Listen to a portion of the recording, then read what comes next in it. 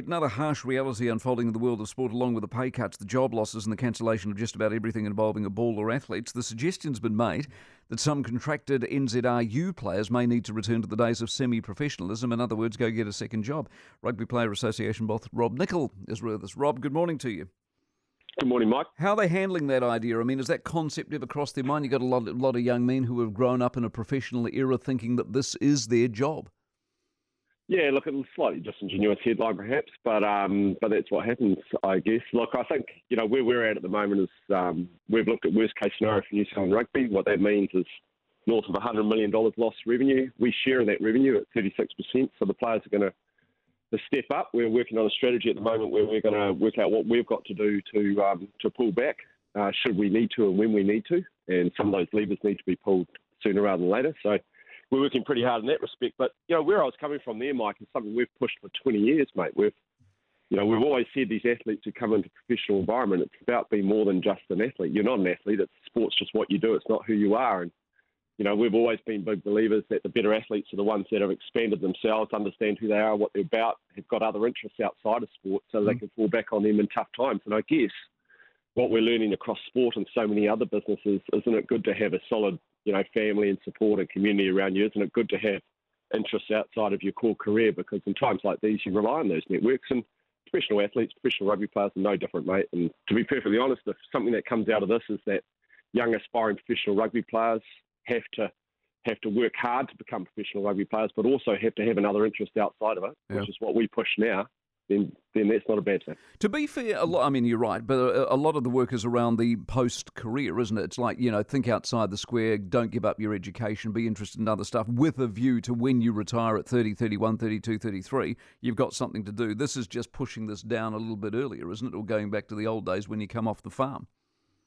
Yeah, a little bit, but to be honest, and a lot of people don't realise this, but for over a decade now, if you're not a Super Rugby player, or even it's only been the last 3 years, the Sevens players have been full-time. But, if you're not at that level, if you're at Provincial Minor 10 Cup or a high-performance academy environment within New Zealand, you have to work and study. And you can only train outside of the hours of 9 and 5. I think we allow 8 hours a week between 9 and 5. So, all our athletes that are pushing for Super are currently well supported and engaged in study or work outside of rugby. And that's a requirement of the environment. So we've been in this space for a long time. And the reason you do that is it's just such a great time and opportunity to explore and find out what you're interested in, dive deep, get some work experience, and have, I suppose, be able to chip away, particularly when it comes to if you've got a particular passion, whether it's flying or, the professional services, or I think over 35% of our players are passionate about trades, then, when you look at that kind of stuff, if you can chip away and get your theory done for your apprenticeship and get a few hours during the off-season, then it makes a hell of a difference later on. And we've pushed that for years. I'll give you another interesting one. We've got 420 professional rugby players overseas. We've got more full-time professional players playing overseas than we have here. And with one of our partners the other day, we launched an online building apprenticeship, and we have 20 players signed up and completing all their theory associated with online building apprenticeship, all with the view that they know they're going to be coming back to find work, and this is the area that they've narrowed down that they want to do. So they'll have to do their practical when they get back, but they're into it. Good on and you. I suppose something like this just reinforces to all of us the fickle nature of professional sport, whether it's an injury, whether it's a non-selection, or you don't pick up a contract, or it's a thing called COVID-19 that we're all learning about.